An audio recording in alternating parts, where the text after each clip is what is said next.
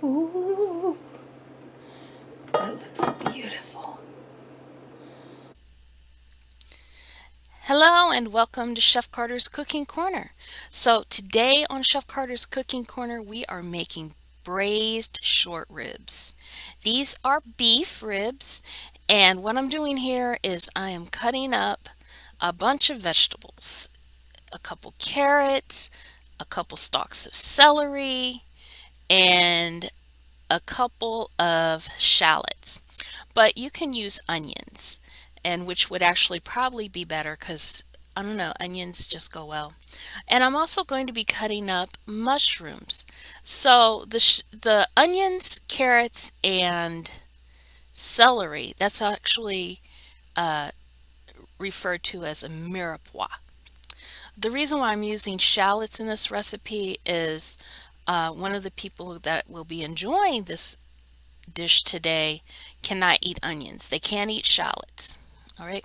So that's why I'm using shallots instead of onions, but you can use whatever you like. So next what I'm going to do is I am going to season the beef short ribs. I want the seasoning on both sides, and just placing it on the cutting board like this ensures every piece gets a little bit of salt. And it's not much. It's about not even half a teaspoon of salt, and then about an eighth of a teaspoon of pepper. And you just put them all over, salt on the top and the bottom. And as you're doing this, you're going to want to put a skillet on the stove, and you want that skillet to get screaming hot. All right, and you'll see why, because we want to sear all the sides of the ribs. And so I'll be showing that to you in just a second, and it's going to be speeded up. All right.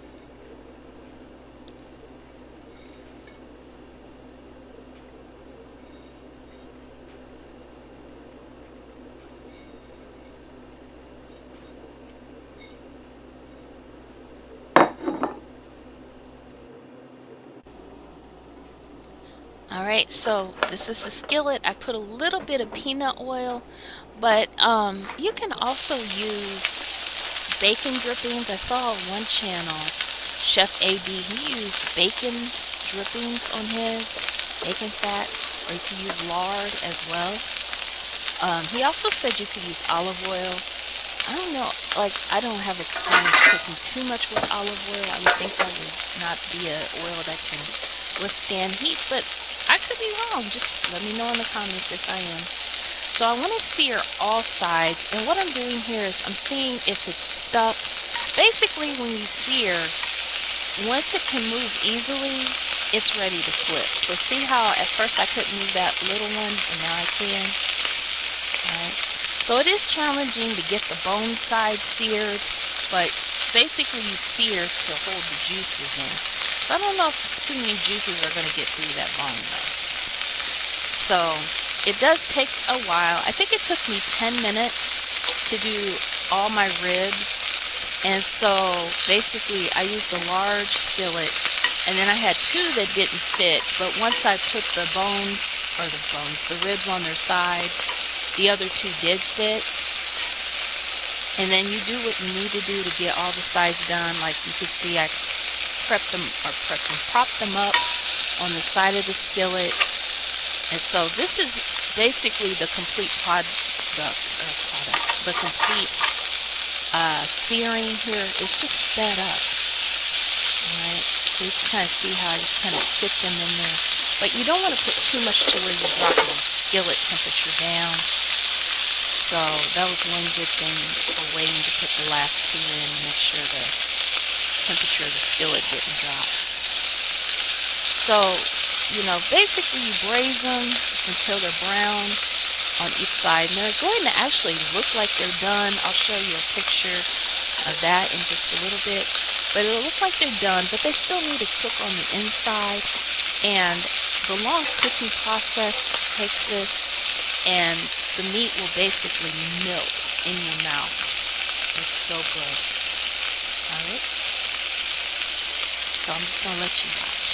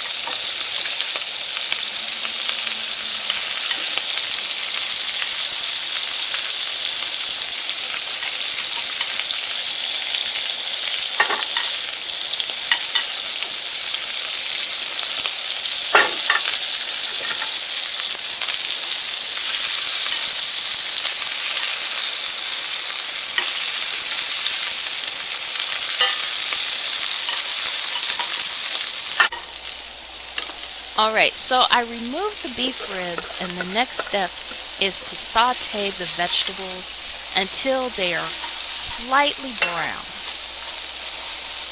Alright, and you'll see, like, basically they're gonna look good. When they look good, it's time to remove them. But yeah, you saute them. Alright, so here are the ribs sitting in my roasting pan. Alright, because you do want to put a lid on it. My roasting pan is really good holding in the steam and everything. Or you can cover it with foil really tight.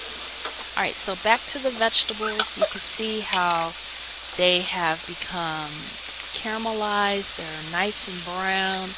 They're not too tender yet. Oh yeah, and I'm adding a little bit of garlic at this point, about 2 cloves of garlic. You know, because garlic just makes everything taste better. Even peanut butter Captain Crunch cereal. Okay, maybe not. Just a joke. But yeah, so you want to get that garlic started cooking. And I always add it at the end.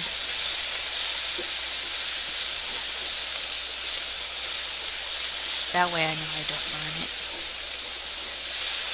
Alright. So this is like the last couple minutes of cooking. Again, I sped this up so you guys can kind of see the process. And then once you know it's done, what I'm doing now is moving it on top of the ribs. So here's another shot of it. Right, you just put them right on top. Now I still have things I need to add to season this as well. Alright, but the first thing I'm going to do before I finish seasoning is I need to deglaze the pan. Now you can do it when the vegetables are still in there, but that pan is really, like, it's a large pan. I don't even know how many inches across it is. It's huge. But what I should have done was I let my pan cool, which I shouldn't have done. But I brought it back up to temperature, and I was able to deglaze it with just like about little shy of half a cup of beef broth, or you can use beer or wine, which I didn't have on hand that day. But you know, a good wine or a nice beer would really bring this dish together a little better. But hey, so now what I'm doing is I'm just adding a little salt and pepper on top just to make sure the vegetables are well seasoned, and Worcestershire sauce, you know, just a little bit, you know, that adds like another umami flavor. And then I'm going to add a splash of apple cider vinegar, probably about a tablespoon, you know, 1 or 2 tablespoons will work. Alright, so then I'm going to add a little tomato sauce. You can also add tomato paste, but I didn't have tomato paste, so I just added a little tomato sauce. And then about 2 to 3 cups of beef broth. Alright, and you could also at this time add a little more beer or wine, you know. Alright, so I put the lid on. Oh, I almost forgot. And about a tablespoon of maple syrup. You know, I just kind of poured that over, and it kind of, when it cooks, it kind of all melds together.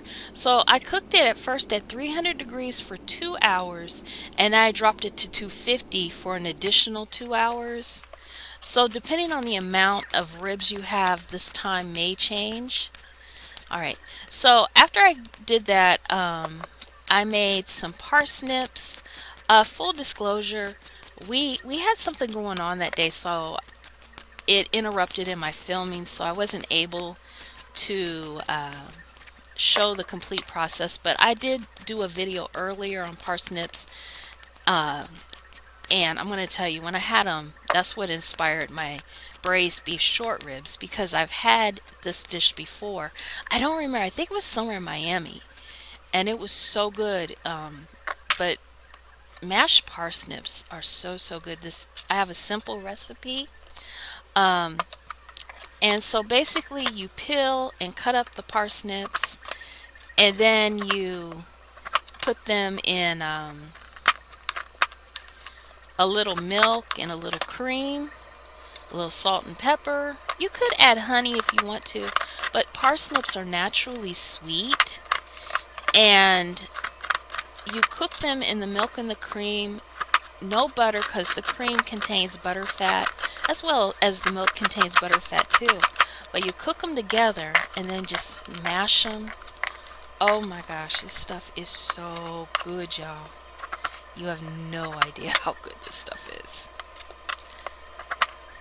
All right. All right, so once you get them cut up, you put them in a pot, a little salt and pepper on the top, put it on medium heat and let it boil for about 15 minutes and check for tenderness. So there you go, it has boiling. Keep an eye, make sure it doesn't boil over. And I always cook it with the lid on to help keep the heat in and the vitamins.